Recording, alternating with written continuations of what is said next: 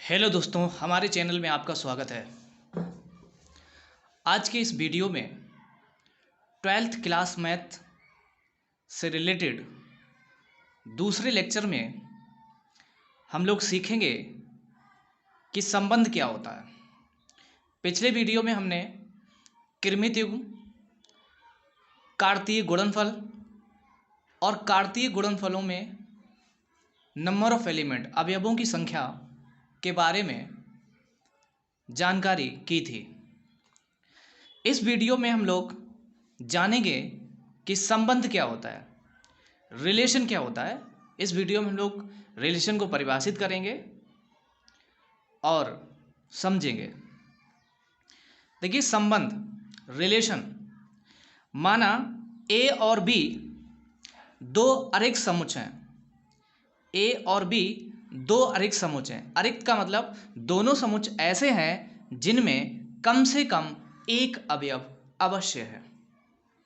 तब समुच्च आर, एक समुच्च है आर, ए से बी में, समुच्च ए से समुच्च बी में एक संबंध कहलाता है यदि और केवल यदि R subset of A cross B, यदि आर ए क्रॉस बी का उपसमुच्च है, अर्थात आर के सभी अवयव ए क्रॉस बी में होने चाहिए, तब हम आर को ए से बी में एक संबंध कहेंगे।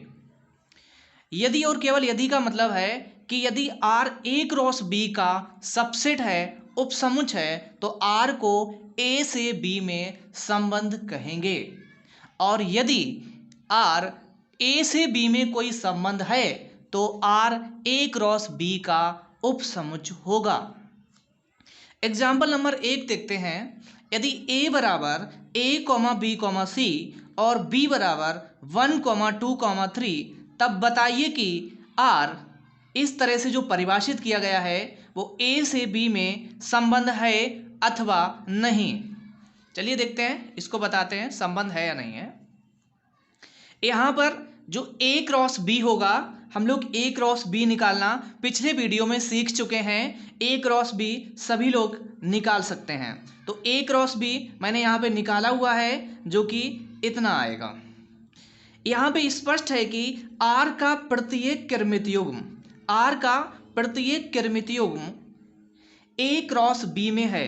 देखिए a, 1 भी इसमें है, a, 2 भी है, b, 2 भी है, ये है b, 3 भी है और c, 1 भी है। इस R में जितने भी क्रमित युग्म हैं वो सभी A क्रॉस B में शामिल हैं या कंटेन हैं। इसलिए हम लोग कह सकते हैं कि R A क्रॉस B का उपसमुच्च है, अर्थात R is the subset of A cross B। इसलिए R A से B में एक संबंध है। एग्जाम्पल नंबर 2 की बात करते हैं। यदि a बराबर 1, 2 और b बराबर a, b और r इक्वल टू इतना है, तब क्या r a से b में एक संबंध है।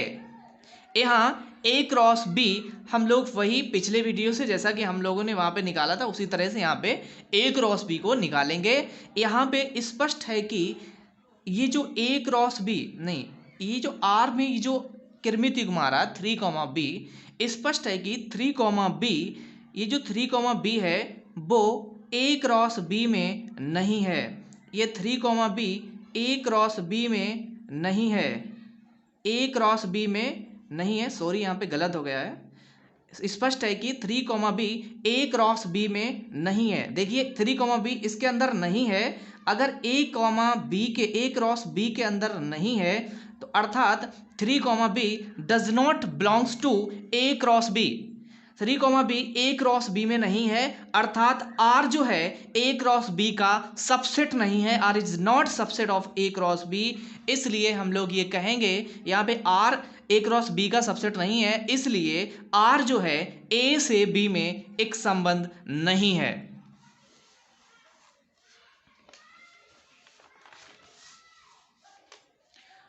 यहाँ पे कुछ नोट पॉइंट हैं वो देखेंगे।